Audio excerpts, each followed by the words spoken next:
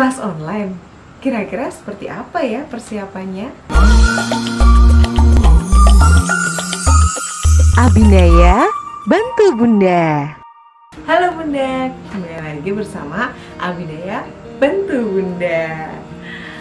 Bunda, kali ini Ibu Pika akan memberikan 5 tips mempersiapkan kelas online untuk buah hati. Karena ini terinspirasi dari sehari-hari ini. Kemarin kita kan sudah mulai masuk kelas online lagi ya.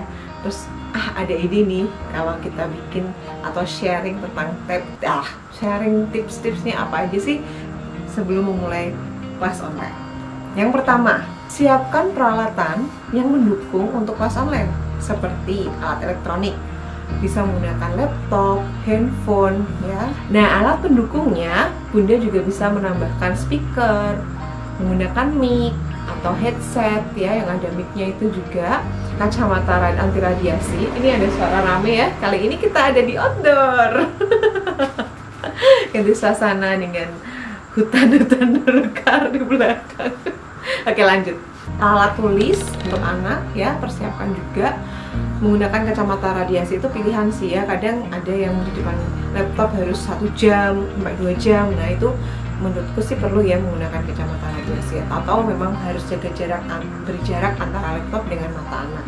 Lalu itu semua akan tidak ada gunanya ya Bunda ketika kita belum cek token listrik. Yang paling penting adalah itu ya, token listrik dan wifi. Ingat ya, karena online kelas itu didukung oleh wifi atau paket data dan token listrik. Saat mau persiapan ternyata sudah lengkap semua nih, dari headset, speaker, laptop, semua alat tulis sudah lengkap, tapi ternyata kita lupa beli token listrik. Nah, itu bahaya juga ya Bunda, bahaya juga ya Bunda, bahaya juga ya Bunda. Jadi hati-hati saat kita mau kelas online, perhitungkan dulu, oh listriknya masih ada apa enggak nih. Kalau manipis lebih baik diisi dulu. Oke, rame lagi. Ini berasa kayak reporter jalanan ya saya. Jalanan. Ya, saya menyabarkan di Jalan Wonoharjo loh.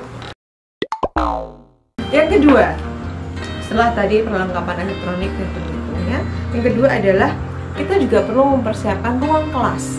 Nah, ini usahakan ruangan itu memang benar-benar kayak jadi space-nya anak kita gitu, supaya dia menjadi nyaman. Kalau Ibu Pika biasanya satu ruangan itu sudah disiapkan sebelumnya, ada meja, kursi, dan seukuran dengan anak. Karena memang kalau dia ditempatkan dengan seukuran dengan dia, biasanya anak akan menjadi lebih nyaman, kayak berada di sekolahan beneran ya. Lalu meja, kursi, mejanya tempat untuk laptop ya, itu juga ada sendiri. Terus meja untuk perkakas seperti perlengkapan mainnya dia, dari alat tulis, buku, dan sebagainya. Selain itu juga pencahayaan, cahaya, supaya saat anak melihat atau terlihat di kamera, guru bisa melihat dengan jelas. Kita juga pikirkan lagi adalah suhu ruangan. Jangan sampai anak saat mengikuti kelas online itu gebrobyos, atau bahkan kedinginan ya. Usahakan suhu ruangannya yang nyaman untuk anak. Ini yang penting juga. Biasanya kita agak miss nih di sini ya Bunda, yaitu kebisingan ya. Ingatkan pada setiap anggota keluarga yang di rumah, kalau ada kelas online anak, usahakan kita juga ikut silent atau tenang, karena saat anak mungkin lupa unmute atau mengaktifkan mode suara, suara kita akan masuk ya. Nanti gurunya jadi tahu dong prahara rumah tangga seperti apa. Jadi hati-hati ya Bunda, kita harus juga menjaga ketenangan. Lalu biasanya sekolahan itu juga ada yang minta untuk kasih background, atau mungkin kita juga bisa menyediakan background supaya anak jadi lebih happy atau ceria saat belajar. Oke. Yang ketiga, siapkan anak ya. Ini yang utama ya, harusnya anak sebelum kelas online. Jadi sehari sebelumnya kita sudah mengingatkan, besok harus bangun pagi nih, ada kelas online gitu ya. Besok harus jam berapa ya bangunnya ya, seperti itu. Jalin kerjasama dengan anak supaya anak juga merasa nyaman dan dia juga bisa tidur dengan nyenyak ya. Bangun pagi juga nggak rewel. Lalu siapkan sarapan. Ini biasanya ada anak yang biasa dengan sarapan, ada juga anak yang mungkin nggak perlu sarapan ya. Tapi kalau aku sih usahakan anak itu sebelum mengikuti pelajaran perutnya sudah terisi supaya bisa mengikuti dengan baik. Lalu seragam atau pakaian anak. Pakaian anak biasanya kalau sekolah ada seragam, itu juga disiapkan dulu. Mandi, nah ini dia. Biasanya kalau mandi, kalau kelas online kan nggak kelihatan ya udah mandi apa belum.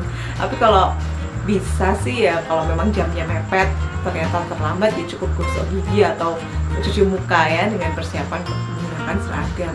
Tapi kalau memang ada waktu dan dia juga bisa bersiap-siap dengan membiasakan diri dengan mandi, itu lebih baik lagi. Nah, ini yang paling penting sebetulnya dari mempersiapkan anak, yaitu mempersiapkan mood atau bangun mood anak menjadi happy, senang, ceria. Karena saat dia belajar, dia happy, semua pelajaran menjadi easy. Kalau dia belajarnya happy, pelajarannya yang dia pelajari juga menjadi easy atau menjadi mudah dipahami. Keempat, ingat ya Bunda, saat kelas dimulai dan saat kelas berlangsung, sebaiknya kita sebagai orang tua cukup mendengarkan dari jauh atau mendengarkan dari ruangan sebelah ya. Jangan, kalau bisa sih sebisa mungkin kalau masih TK ya, TK nggak apa-apa didampingi, tapi kalau sudah masuk SD biasanya anak sudah melatih untuk mandiri.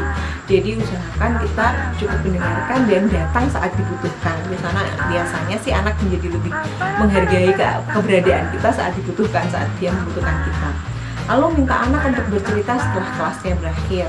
Tadi ngapain aja, apa yang dipelajari, seperti itu. Lalu ingatkan untuk konsisten ya. Besok akan seperti ini lagi loh, semangat ya, kayak gitu ya. Bangun pagi, gini-gini dan sebagainya. Selalu ingatkan untuk terus konsisten. Yang ketiga juga beri dia pujian atau beri dia seperti reward ya. Rewardnya boleh apa saja sih, pujian itu juga sebenarnya sudah reward ya. Yang terakhir, yang kelima. Yang kelima ini, siapkan diri Bunda kita sebagai ibu untuk terus konsisten dan semangat, karena ini memang membutuhkan kerjasama antara ayah dan bunda dan anak. Oke Bunda, itu dia tips dari Ibu Bika selama mempersiapkan kelas online. 5 tips itu semoga bisa bermanfaat untuk para bunda, dan kalau ada tambahan tips sharing daripada Bunda, boleh banget silahkan share di kolom komen, dan selalu ingat untuk subscribe, like, komen, dan share. Sampai jumpa. Terima kasih.